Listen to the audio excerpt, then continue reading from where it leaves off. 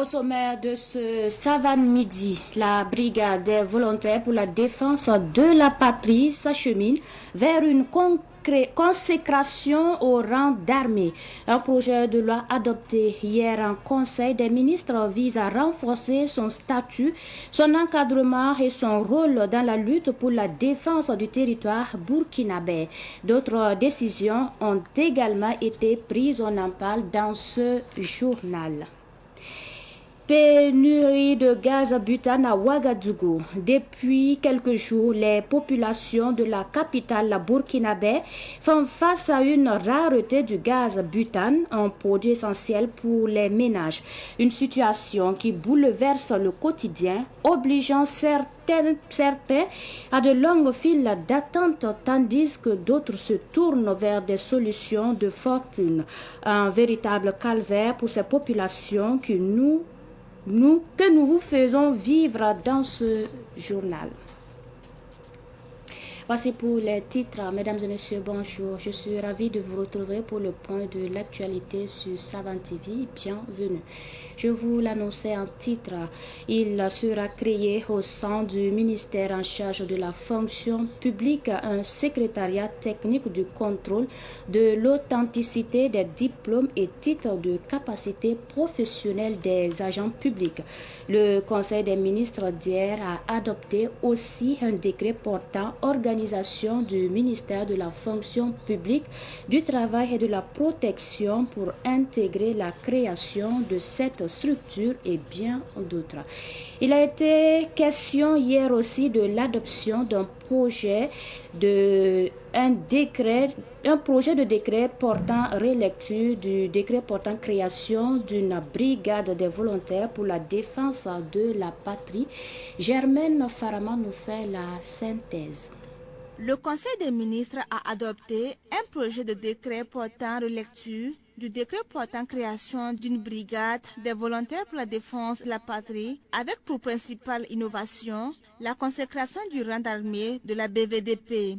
L'objectif de la modification, selon le Conseil des ministres, est de doter la BDVP d'un cadre juridique adapté en vue de faire face efficacement aux enjeux sécuritaires du moment. Au titre du ministère en charge des Affaires étrangères, le Conseil des ministres a décidé de la révocation de Boukari Salamboré, consul honoraire du Burkina à Bangui en Centrafrique, pour des manquements et des insuffisances constatées dans l'accomplissement de sa mission. Il sera procédé aussi à une nouvelle organisation du ministère en charge de la fonction publique pour permettre notamment la création du secrétariat technique du contrôle de l'authenticité des diplômes et titres de capacité professionnelle des agents publics. Au titre du ministère en charge de la justice, le Conseil a adopté un rapport relatif à un décret portant remise de peine à l'occasion du 1er janvier. Plus de 960 personnes sont concernées. Remise totale de peine pour 372 détenus, une remise partielle de peine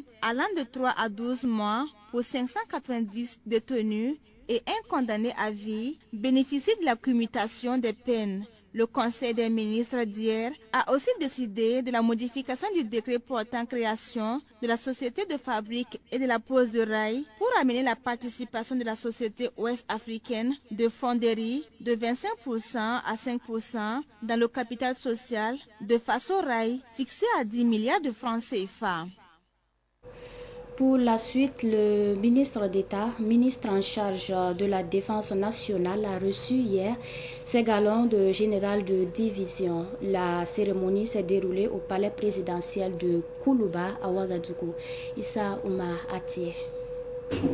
Des épaulettes rutilantes et un béret orné de 3 étoiles, digne emblème de la plus haute distinction militaire pour le désormais général de division. C'est le chef suprême des forces armées nationales qui lui a porté les attributs dans l'immensité de la salle d'audience de la présidence du Faso. Lorsque le général Célestin Simporé prend la parole, sa voix résonne avec la gravité de la situation. Il exprime sa gratitude envers le chef suprême des forces armées nationales, mais aussi envers la nation tout entière, soulignant que cette promotion est plus qu'un honneur personnel. Il l'aperçoit comme un signe de confiance renouvelée, mais également comme une pression à encore mieux servir, à redoubler d'efforts pour défendre la souveraineté du pays. Alors je prends ça sous 2 facettes. D'abord, c'est une preuve de confiance renouvelée à ma modeste personne pour la conduite de la mission qu'il a bien voulu me confier. Et aussi, je prends ça comme étant un rappel à encore mieux faire. Beaucoup de choses ont été faites depuis ces 3 ans. On a reconquis beaucoup de territoires, de localités. On a ramené beaucoup de populations à leur village. Sur le plan du développement, le camarade président a fait beaucoup de choses. Parce que le combat qu'il mène, ce n'est pas seulement sur le théâtre de bataille pour la conquête du territoire, mais il mène un combat global sur tous les plans de la nation. Tout ce qui permet à la nation de vivre, d'avancer, de progresser, il est là-dessus. Donc, je vous remercie, camarade président, et je vous renouvelle en tout cas toutes nos disponibilités à œuvrer, à faire de ce qui est de notre possible, en tout cas, pour ce qui nous reste encore de vie, que Dieu vous l'ait nous accorder, pour en tout cas aller de l'avant dans cette lutte qui a été engagée, irréversible, pour laquelle il faut qu'on aille jusqu'au bout. Officier du génie militaire, le général de division Célestin Saint-Poré a occupé des postes stratégiques au sein des forces armées nationales, dont commandant du commandement des opérations du théâtre national, chef d'état-major général des armées adjoint, avant de devenir chef d'état-major général des armées en 2023, puis ministre de la Défense en 2024. Nous poursuivons avec cette actualité liée au coup d'État déjoué qui fait la une depuis quelques jours.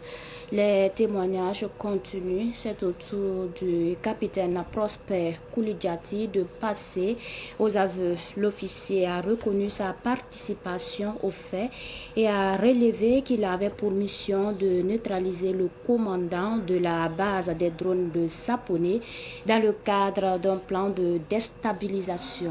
On écoute un extrait. Arrêté dans la journée du 2 janvier 2026 suite à une tentative de déstabilisation contre le pouvoir en place. J'ai été contacté il y a 2 semaines par le lieutenant-colonel Paul-Henri Sandaogo Damiba avec un numéro du Togo. Après plusieurs appels manqués, quand j'ai décroché, il s'est présenté et a souhaité que j'installe Zangui, chose que j'ai faite. Il m'a fait signe quelquefois sur Zangui pour prendre de mes nouvelles sans dire autre chose. Je précise que le colonel Damiba avait mon numéro depuis longtemps. Un jour, le colonel Damiba m'a contacté pour savoir si j'avais l'application Signal. J'ai dit oui. Et il m'a dit qu'une personne allait me contacter sur la plateforme Signal. Une personne m'a effectivement contacté sur Signal de la part du colonel Damiba et qui se nomme le roi David. Je tiens à préciser que le roi David, il s'agit du capitaine Ouédraogo David de la 14e promotion. Il est actuellement au Ghana. Au fil du temps, avant le soir du 31 décembre, David et moi on échangeait entre anciens et jeunes. Quant au colonel Damiba, il m'écrivait, il m'appelait, mais avec des codes, il parlait en parabole et demandait si les gens avaient le moral, etc. Et sans pour autant dire clairement qu'il avait un projet aux premiers instants. Je tenais aussi à préciser, concernant nos conversations sur Signal avec le roi David, le capitaine Ouédraogo avait suggéré d'installer une durée de 30 secondes de message éphémère. Et aussi, lorsque le colonel Damiba m'écrit sur Zangui, au bout de 10 minutes, lorsque je ne lis pas, il supprime. Au soir du 31 décembre, le colonel Damiba m'a contacté pour me notifier que le roi me fera signe sur Signal pour un colis, sans préciser la nature, le contenu du colis. Le roi m'a fait signe sur Signal, en donnant 2 numéros. L'un chez qui je devais récupérer et l'autre celui à qui je devais remettre. C'est là que j'ai impliqué mon frère Sardo Robert. Il est entré en contact avec l'intéressé et récupéré le colis. Je tiens à préciser que Robert a juste fait la course pour moi. Quand j'ai récupéré le colis, avant qu'il n'aille remettre, j'ai ouvert le colis. C'était de l'argent. Il y avait 8 millions. J'ai décidé volontairement de soutirer 3 millions avant de faire remettre le colis de 5 millions à l'intéressé, par l'intermédiaire de Robert. Le colonel Damiba m'a écrit qu'il allait m'appeler le 2 janvier soir pour une mission qu'il allait me confier. Effectivement, le 2 janvier soir, comme promis, le colonel Damiba m'a appelé pour dire que le colis était à partager entre David et moi. Et la mission qu'il voulait me confier était de couper la tête du pasteur. Je tiens à préciser que le pasteur, il s'agit du capitaine Passéré, commandant la base des drones de Sapone.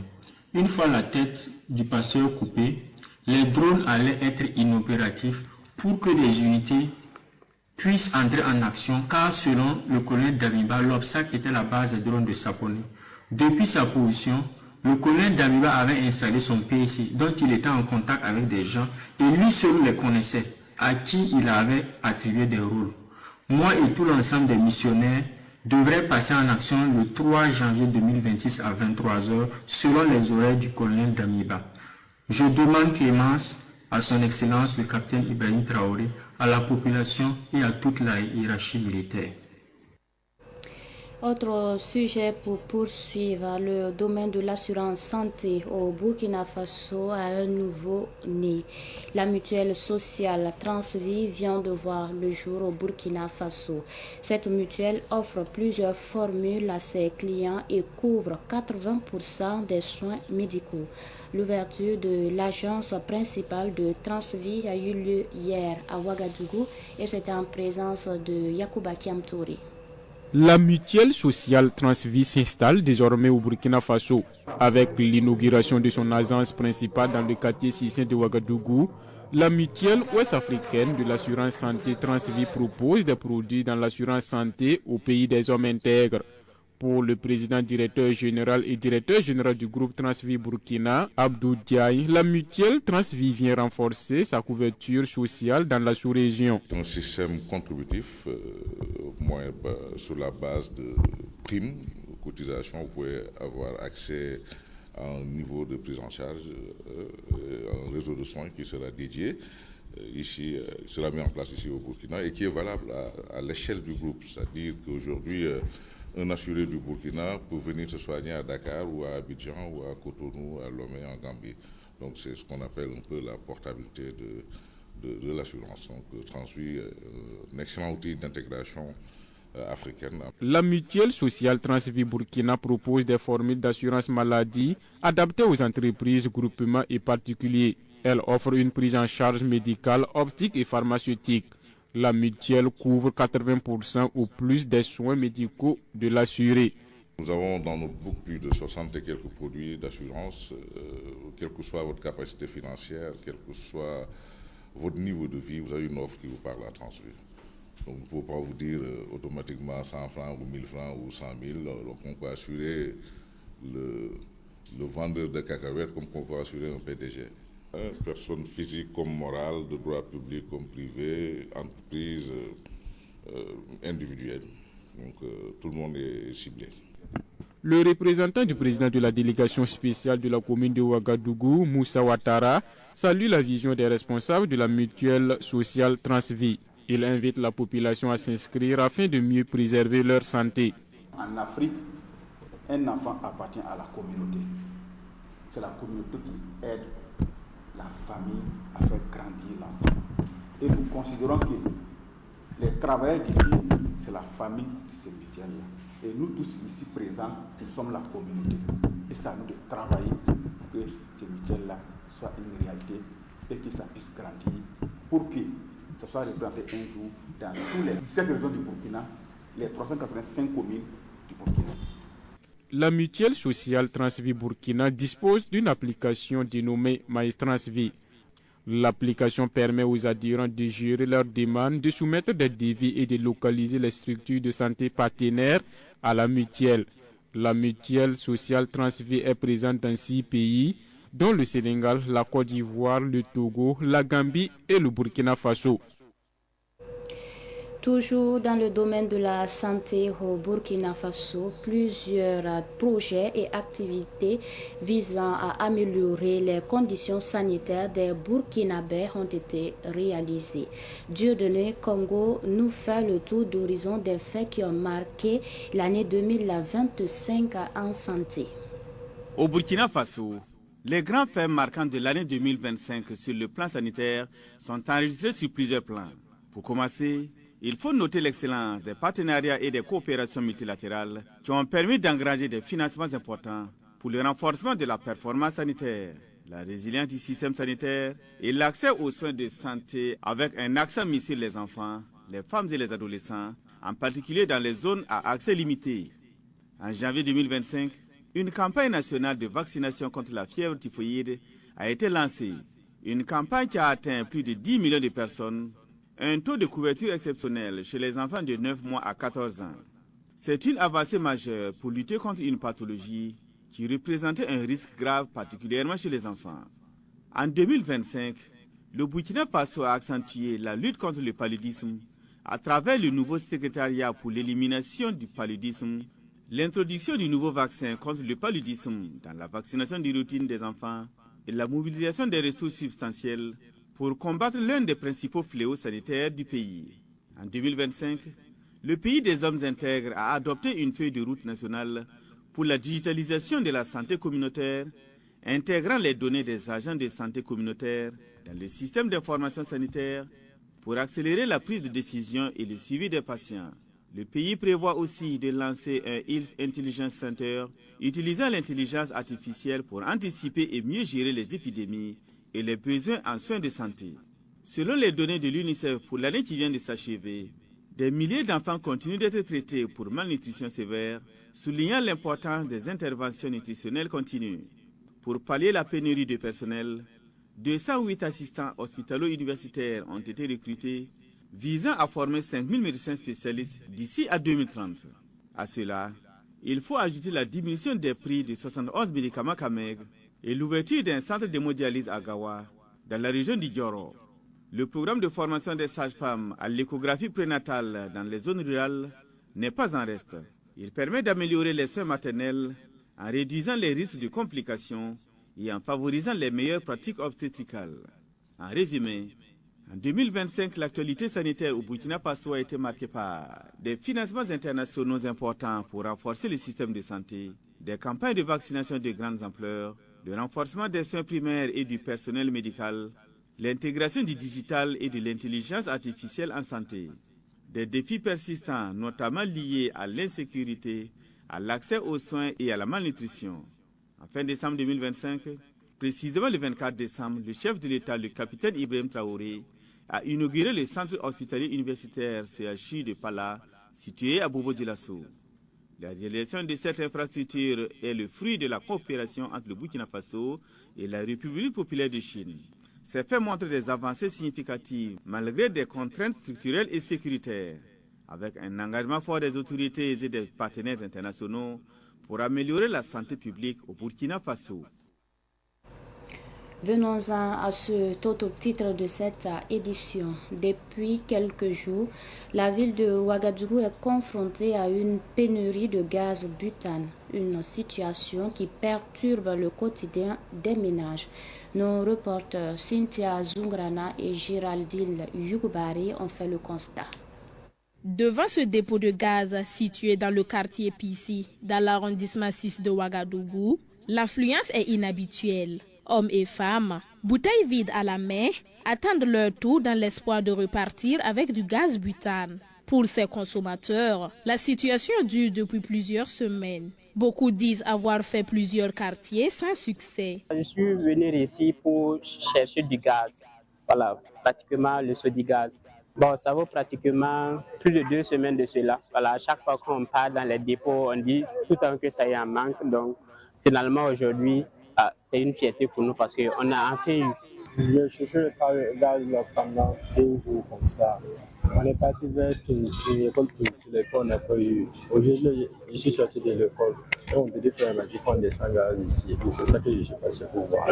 Une rareté qui perturbe profondément le quotidien des ménages, obligés parfois de revenir au bois et au charbon, dont l'approvisionnement aussi n'est pas chose simple. Face à cette pénurie persistante du gaz butane, les consommateurs ne cachent plus leur inquiétude. Ceux que nous avons rencontrés interpellent directement les autorités et appellent à des solutions urgentes. Certains demandent un meilleur suivi de la distribution, d'autres appellent à un renforcement de l'approvisionnement afin d'éviter les spéculations et les ruptures répétées. On ne sait pas, le problème il se pose à quel niveau finalement.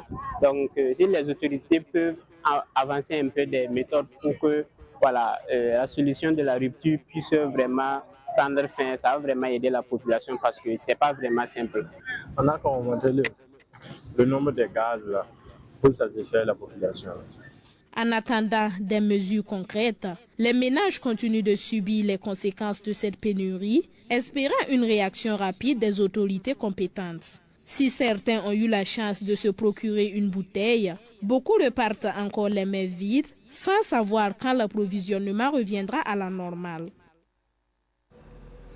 Et pour terminer, le président de la communauté musulmane au Burkina Faso, El Hadj Moussa Kwanda, assure désormais la présidence de la Fédération des associations islamiques du Burkina, FAIB. Il a un mandat d'une année, un mandat placé sous le signe de l'union au sein des communautés musulmanes. La cérémonie de passation de charge avec le président sortant a eu lieu hier au siège de la FAIB à Ouagadougou. Le reportage de Abdoulaye Kinda. Au nom du Conseil des oulémas du Burkina Faso, je vous installe à la tête de la Fédération des associations islamiques du Burkina Faso. Ainsi, le Conseil des oulémas installe El Hadj Moussa Kwanda comme le désormais président de la Fédération des associations islamiques du Burkina, FAIB. Aussitôt installé, il place son mandat sous le signe de la cohésion au sein de la communauté musulmane. Mes mots à l'endroit de l'islam, de tous les musulmans de Burkina Faso, c'est de les appeler à l'union. L'union et la cohésion sociale avec tous les autres religieux et même ceux qui ne sont pas même dans les religions, qu'on se donne la main. On est d'abord burkinabé avant de rentrer dans une religion. Nous devons plaider pour la cohésion sociale. Et aujourd'hui, ce qui nous manque un peu, c'est ce côté. Il faut qu'on se donne la main, qu'on parle le même langage et aussi prier pour notre pays et à sa tête le capitaine Traoré, qui aujourd'hui a permis cette rencontre de faire ici, que je peux dire qu'il y a quelques années, si on dit qu'on va se retrouver avec ce monde-là ici pour faire cette cérémonie, on dira non. Mais alhamdoulilah, grâce à la bénédiction d'Allah et lui et son gouvernement, aujourd'hui on est en train de faire même plus que ça dans tout le pays. Le président sortant Boubacar Yougo a félicité le président entrant et se dit satisfait de son bilan. Un seul même sujet qui est la formation des imams là, et la mise en place de directives et la mise en place de comités d'écoute des prêches. Ça, même si on n'avait rien fait pour ça seulement, c'est déjà beaucoup. Ça a entraîné la paix sociale, la cohésion et que les uns les autres là, des autres là, ça ne va plus exister, Inch'Allah. Avec l'arrivée du nouveau président, nous allons asseoir le nouveau comité d'écoute qui va être professionnel, qui va faire un travail que vous allez tous sentir à un moment donné que ça a beaucoup diminué. Le Conseil des oulémas, par la voix de son porte-parole Boubacar Doucouré, a remercié le président sortant et a invité le président entrant à travailler pour le rayonnement de l'islam. C'est l'essentiel de ce Savane Midi. Merci de votre fidélité. Très bonne suite en compagnie des programmes de Savane TV.